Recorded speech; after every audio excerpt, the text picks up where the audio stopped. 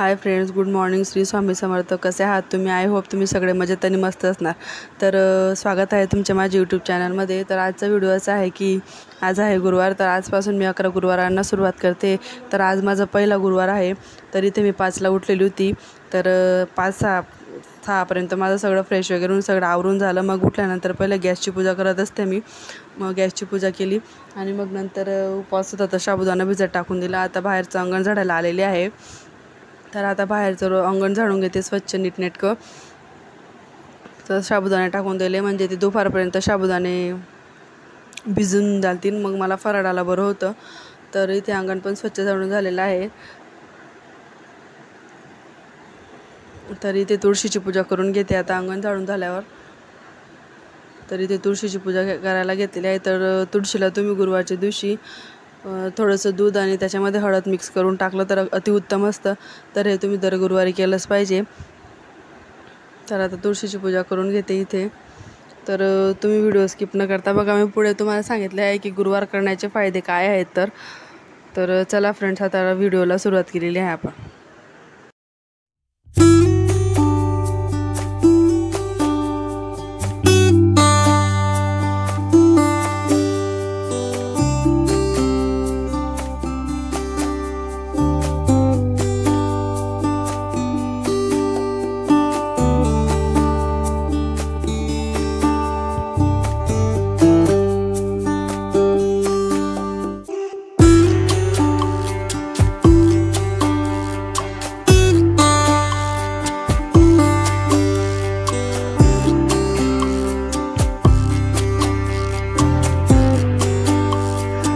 तुळशीची पूजा करून झालेली आहे. तर आता इथे उंबरठा साफ करायला आलेला आहे. तर पहिले आमचा छोटा होता उंबरठा, आता मोठा बसवलेला आहे कारण त्याच्यावर हळदीचं लेपन करता यायचं आणि छोटा असल्यामुळे. तर आता नवीन बसवला. तर तुम्ही बघू शकता किती छान आहे. तर इथे मी आता तुळशीची पूजा करून झाल्यानंतर उंबरठ्याला हळदीचं लेपन करते. मग त्याची पूजा करून त्याच्यावर स्वस्तिक वगैरे काढेल. तर मैत्रिणींनो, एक सांगायचं म्हटलं म्हणजे आपल्या घराचा जो मुख्य दरवाजा असतो तो नेहमी स्वच्छ आणि सुंदर असला पाहिजे. आणि दरवाजा तर सुंदर असलाच पाहिजे. नंतर आपल्या घराचा जो उंबरठा आहे तो पण स्वच्छ असला पाहिजे. आपल्या घराच्या उंबरठ्यावर तुमचं रोज नाही जमलं तर गुरुवारी, अमावस्या, पौर्णिमा अशा ठराविक दिवशी तुम्ही उंबरठ्याला हळदीचं लेपन केलंच पाहिजे. हे खूप आपल्या घरासाठी चांगलं असतं. आपल्या घरातील निगेटिव्हिटी निघून आपल्या घरात पॉझिटिव्हिटी येते. तर हा उपाय पण तुम्ही जरी केला तरी खूप चांगलं असतं, उंबरठ्याला हळदीचं लेपन करणं. तर हळदीचं लेपन करताना त्याच्यामध्ये थोडंसं गोमित्र टाकायचं आणि गुलाबजल पण जर ॲड केलं तरी चालेल, पण उंबरठ्याला हळदीचं लेपन केलंच पाहिजे. आता सगळी उंबरठ्याची पूजा वगैरे करून झालेली आहे. इथे आता मी चहा ठेवते आणि आमच्या आई आमच्या पप्पांसाठी नाश्ता करता आहे उत्तप्पे. तर त्यांना सकाळी जावं लागतं तर ते नाश्ता करूनच जातात. तर तुम्ही व्हिडिओ स्किप न करता बघा.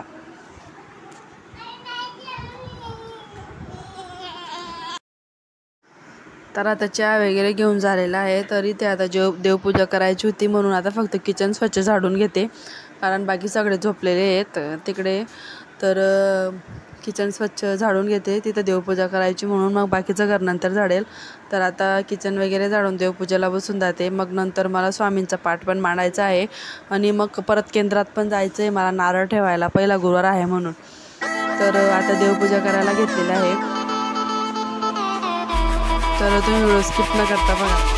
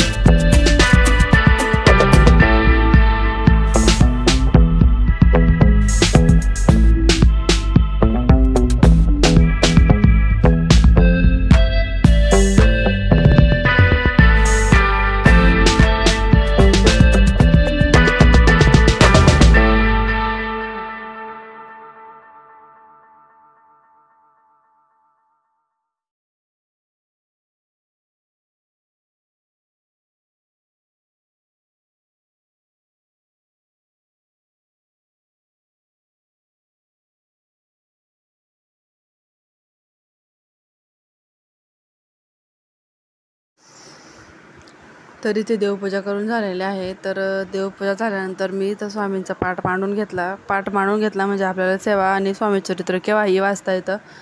तर आता मी पाठ मांडून घेते. माझं कधीच चालू होतं गुरुवार करायचं आहे. मागच्या वेळेस पण गुरुवार केला, पण काही कारणास्तव माझं स्वामीचरित्र वाचलं गेलं नाही. तर परत आता ह्या गुरुवारपासून आता स्टार्ट केलेलं आहे गुरुवार पकडायचं.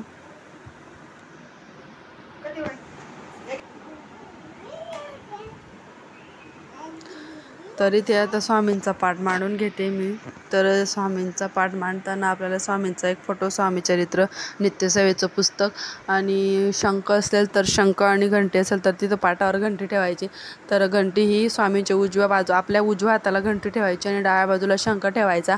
आणि त्याच्यानंतर एका छोट्या याच्या ग्लासमध्ये पाणी घ्यायचं, ते पाणी झाकून ठेवायचं आणि खडीसाखरचा प्रसाद आपण तिथे ठेवायचा.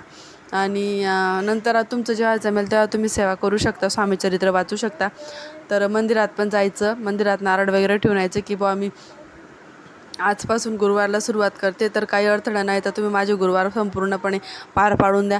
तर अशी विनंती तुम्ही स्वामींना करून या मंदिरात जाऊन. तर आता इथे पूजेचं सगळं मांडून घेते मी आणि मग नंतर सेवा करेल. तर तुम्ही बघू शकता माझ्या साध्या आणि सोप्या रीतीने मी असा पाठ मांडते.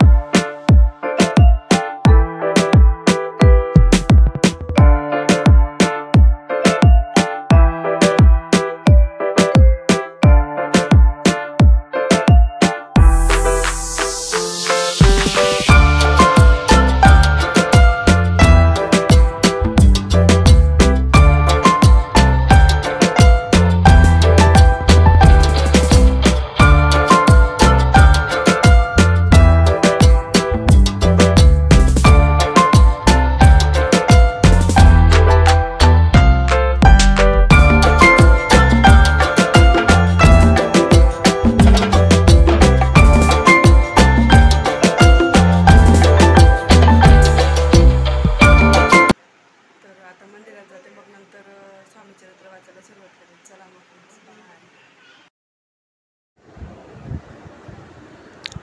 तर आता आम्ही केंद्रात आलेलो आहोत. तर आता नारळ आणि खडीसाखर फुलं घेतलेली आहेत मी. तर आता स्वामींना नारळ वगैरे ठेवून देते. तर इथं आलेली होती, पण झालं असं की 10:30ची आरतीची सेवा चालू होती. तर सेवा चालू असल्यामुळे आम्हाला तिथे बसावं लागलं. तर आम्ही पण थोडी सेवा केली. सेवा चालू असताना मध्ये जाता येत नाही. तर आता इथे सेवा झालेली आहे. तर मी मध्ये नारळ ठेवायला गेलेली आहे स्वामींना. नारळ ठेवून स्वामींना विनंती करते की मी जे आता गुरुवार केलेले आहेत त्याला काही अडथळे येऊन ते परिपूर्ण 11 गुरुवार पूर्ण होऊ द्या. तर आपण गुरुवार केले तर स्वामींना नारळ ठेवायला यायचंच. तर इथे मी नारळ ठेवायला आलेली होती. तर तुम्ही बघू शकता किती छान आहे तर जळगावचं केंद्र. तर आता तिथून गेल्यावर मी आता घरी आलेली आहे. तर घरी आली, थोडी फ्रेश वगैरे झाली आणि लगेचच मी स्वामीचरित्र वाचनाला सुरुवात केलेली आहे. कारण जोपर्यंत माझं बाळ झोपलेलं आहे तोपर्यंत मला सगळी पूजा पूर्ण करायची आहे. तर ती झोपलेली होती तोपर्यंत मी स्वामीचरित्र वाचून घेतलेलं आहे इथं पूर्ण. तर पहिले स्वामी स्तवन वाचते, नित्यसेवेच्या पुस्तकमध्ये असतं ते. तर आता अध्याय वाचायला सुरुवात केलेली आहे. तर मैत्रिणींनो, तुम्हाला व्हिडिओ कसा वाटला नक्की कमेंटमध्ये सांगा. आणि व्हिडिओ आवडला असेल तर नक्की लाईक अँड सबस्क्राईब करा. तर गुरुवार केल्याचे फायदे मी तुम्हाला सांगते. जर आपण गुरुवार केले तर ज्यांचा विवाह होत नाही त्याचा विवाह होतो. ज्यांना नोकरीचा प्रॉब्लेम आहे तो प्रॉब्लेम सॉल्व्ह होतो. आपल्या घरात काही भांडणी तंटा असेल तो पण याच्याने बरा होतो.